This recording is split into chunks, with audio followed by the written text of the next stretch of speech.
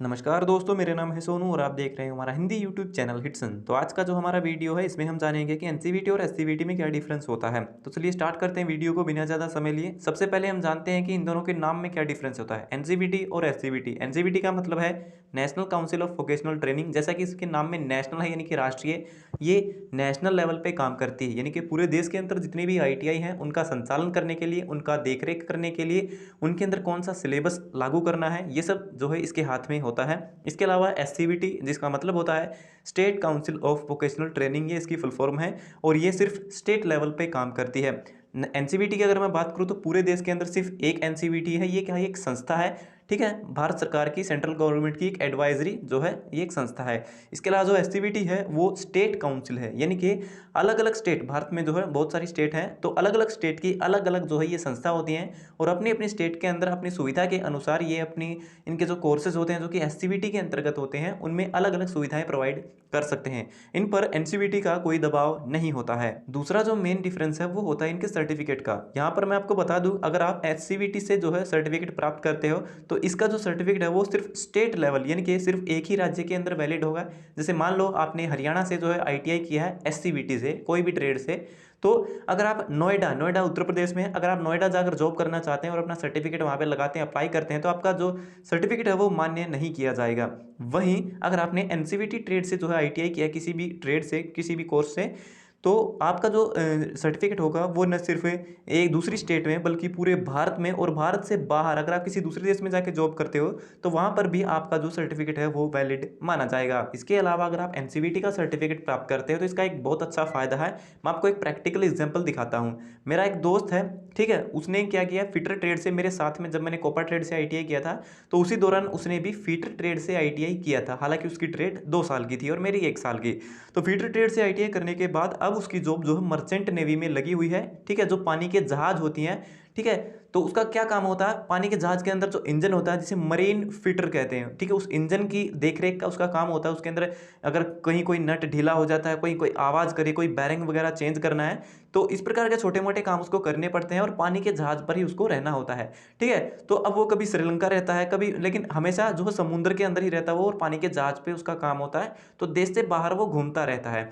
तो अगर आप एनसीवीटी से जो आईटीआई करते हो तो इसके काफ़ी सारे फायदे हैं। इसके अलावा दूसरा एक और एग्जांपल मैं आपको बता देता हूं।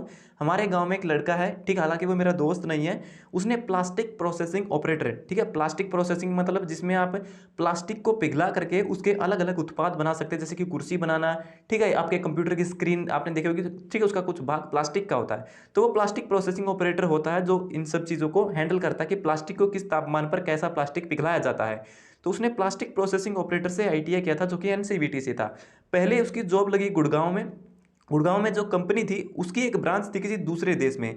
तो उस लड़के ने क्या किया, एक इंटरव्यू दिया, ठीक है, एक छोटा सा टेस्ट दिया जो कि इंग्लिश का टेस्ट होता है, ठीक है। आपको पता होगा कि जब देश से बाहर जाते हैं तो हम आईलेट्स का जो है IELTS का जो एक एग्जाम देते हैं जिसमें हमें थोड़ी सी इंग्लिश बोलनी आनी चाहिए, थोड़ी सी बेसिक, ठीक है। तो उस लड़के ने आईलेट्स का एग्जाम क्लियर किया और उसी कंपनी की एक जो दूसरी ब्रांच थी जो कि किसी दूसरे देश में थी, अब वो लड़का उस दूसरे देश में उस कंपनी में काम करता है। तो एनसीवीटी ट्रेड करने से आपके काफ़ी सारे फायदे हैं। अगर आप जो है एससीवीटी के बजाय एनसीवीटी चूज करते हैं, इसके आपके काफ़ी सारे फायदे मिल सकते हैं। इसके बाद जो अगला डिफरेंस है वो है वेबसाइट को लेकर। आप सब जानते हैं कि एनसीवीटी से संबंधित हमें कोई भी जानकारी चाहिए तो हम एनसीवीटी MIS की पोर्टल की साइट पे जाते हैं। ये पूरे भारत के लिए लागू की गई एकमात्र ऐसी साइट है जो एनसीवीटी से संबंधित जितने भी अपडेट आते हैं, जानकारी आती है, जितने भी एग्जाम्स के जो है अपडेट आती हैं, वो सब यहाँ पे आपको देखने को मिलती हैं। लेकिन एनसीवीटी के अलावा अगर आप एससीवीटी से कोर्स कर रहे हो, मान लीजिए आप उत्तर प्रदेश में हो और एससीवीटी ट्रेड से आप कोर्स कर रहे हो, तो आपके कोर्स की जानकारी एनसीवीटी पोर्टल पर ना देख करके जो है, जो स्टेट गवर्नमेंट की अलग से जो साइट होगी जो एससीवीटी की बनी होगी, उस पर आपको आपकी ट्रेड की जानकारी देखने को मिलेगी। जैसे यहाँ पर आप देख सकते हो, ठीक है, ये एक साइट है, ये उत्तर प्रदेश की साइट है। इसका URL आप देखोगे तो आपको दिखेगा SCVTUP.in, ठीक है। तो ये स्टेट गवर्नमेंट की जो है साइट है, जो कि उत्तर प्रदेश की है। ठीक है, अलग अलग स्टेट की अलग अलग एससीवीटी से संबंधित वेबसाइट हो सकती है, लेकिन हरियाणा के अंदर ऐसा नहीं है। हरियाणा के अंदर अगर आप एससीवीटी की साइट ढूंढना चाहेंगे तो आपको एससीवीटी की अलग से कोई साइट नहीं मिलेगी। इसके लिए आप ITI-haryana.gov.in की वेबसाइट पे जा सकते हो। उस साइट पर ITI की एससीवीटी और एनसीवीटी दोनों जानकारी मिल जाती है। तो कुछ स्टेट अपनी अलग से वेबसाइट बना लेते हैं, कुछ नहीं बनाते हैं। तो ये भी एक इनके अंदर डिफरेंस होता है, जो कि इनकी वेबसाइट को लेकर है। यहाँ पे आप देख सकते हो एनसीवीटी से संबंधित कुछ मुख्य बातें यहाँ पे लिखी हुई हैं। सबसे पहले मैंने आपको बताया था एनसीवीटी की full form national council for vocational training, जिसमें वोकेशनल का मतलब क्या होता है? वोकेशनल का मतलब होता है प्रोफेशनल ट्रेनिंग, यानी कि आपको एक प्रोफेशनल ट्रेनिंग दी जाती है जिसमें आप फीटर, प्लम्बर, ठीक है, टेक्नीशियन, ड्राइवर, कुछ भी एक अलग से स्पेशल स्किल्स आपको सिखाई जाती हैं।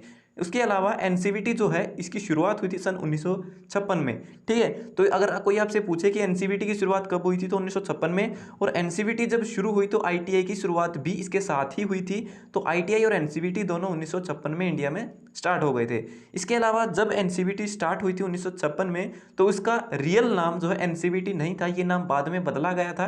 पहले इसका नाम था NCTVT, जिसका नाम था national council of training in vocational trades. ठीक है, ये नेशनल काउंसिल थी, यानी कि एक राष्ट्रीय सभा थी जो ट्रेनिंग प्रोवाइड करती थी किसके अंदर? वोकेशनल ट्रेड्स के अंदर, यानी कि प्रोफेशनल जो ट्रेड होती है उनके अंदर, ट्रेड के अंदर जो है प्रोफेशनल ट्रेनिंग प्रोवाइड करने का काम इनका होता था। सो ये हो गया दोस्तों हमारा आज का वीडियो कंप्लीट। अगर आपका कोई सवाल है तो आप कमेंट बॉक्स में लिख के पूछ सकते हो। तो मिलते हैं हमारी अगली वीडियो में, तब तक के लिए नमस्कार।